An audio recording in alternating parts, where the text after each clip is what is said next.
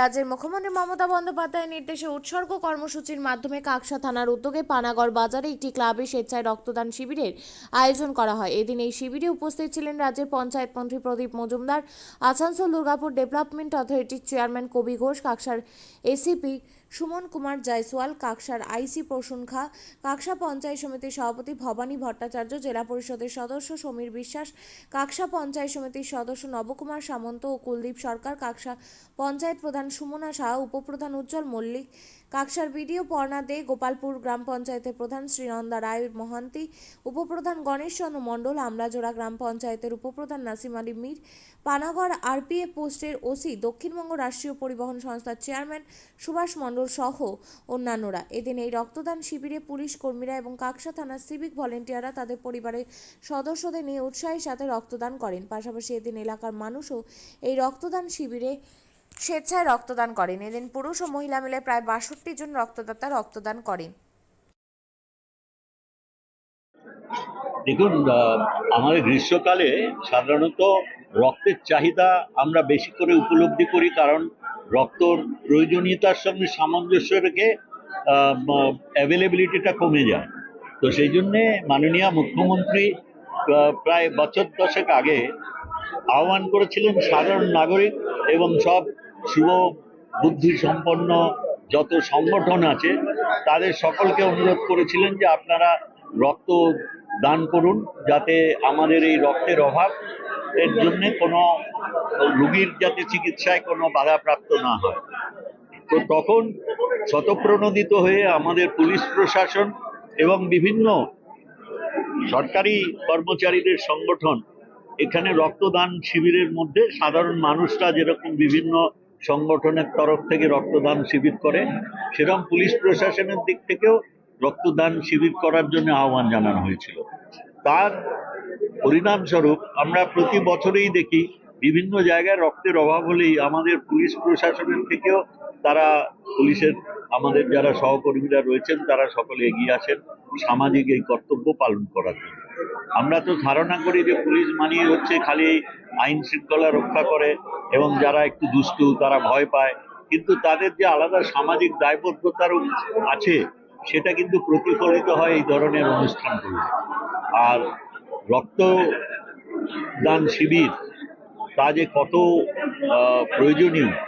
এখন পর্যন্ত আমাদের 52 হয়েছে, আমাদের আরও প্রায় 15 জনের মতন আছে। আমরা ধরে রাখছি 65 পর্যন্ত হতে পারে।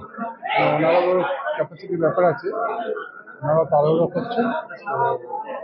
যেহেতু আপনারা জানেন আমাদের এই ওয়েস্ট বেঙ্গল গভর্নমেন্টের উৎসর্গ যে নাম দিয়ে আমাদের যে প্রোগ্রামটা শুরু হয়েছে, আমরা পাবলিক কমিউনিটির জন্য, পুলিশ কমিউনিটি করার জন্য আমরা প্রত্যেক বছরই থানা থেকে একবার অন্তত 1 থেকে 2 বার আমরা এই কাজটা করছি। যে রক্তটা কী প্রয়োজন বা কত ইম্পর্টেন্স এটা সকলে জানা আছে। কি ক্রাইসিস হয় ব্লাড ব্যাঙ্কে, বিশেষ করে গরমের সময়, এই সময়টা প্রচণ্ড ক্রাইসিস থাকে। তাই জন্য আমরা সবাই থানা থেকে, প্রত্যেক থানা থেকে দেখছেন এই সময়টা করা হয়। থানা থেকে উদ্যোগটা নেওয়া হয়েছে। আজকে আমাদের পাশে সকলে যারা যারা আছেন, মন্ত্রী থেকে নিয়ে আরও যারা অন্য গভর্নমেন্ট অর্গানাইজেশন সবাই জানিয়েছেন, এমনি এক্সাইজ থেকে লোকেরা এসছেন, আরপিএফ থেকে লোকেরা এসছেন, সবাই লোকাল লোকেরাও রয়েছেন, সকলেই মিলে রক্ত দিচ্ছে। পুলিশ কর্মীরা তো আমাদের আছেই, যাতে আমাদের যেহেতু ওখানে হাই রোড রয়েছে, অ্যাক্সিডেন্ট হয়, রক্ত খুব প্রয়োজন হয়। তাই জন্য আমরা এটা যখনই দরকার লাগে বা আমাদেরকে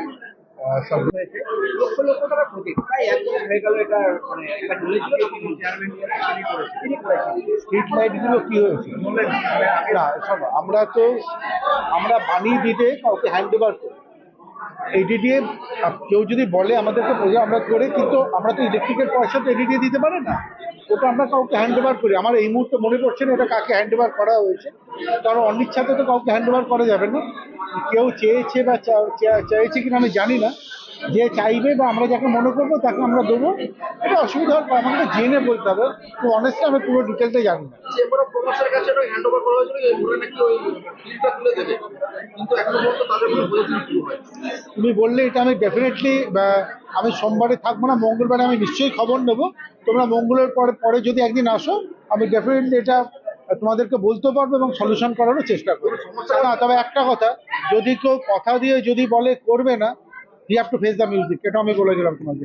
যদি আপনার গোটা পানাগড় না, এটা কি তুমি জানো কেউ কথা, কোনো অর্গানাইজেশন কথা দিয়েছিল যে তারা চালাবে? সমিতির সভাপতি বলেছেন যে ওটা কে এসে?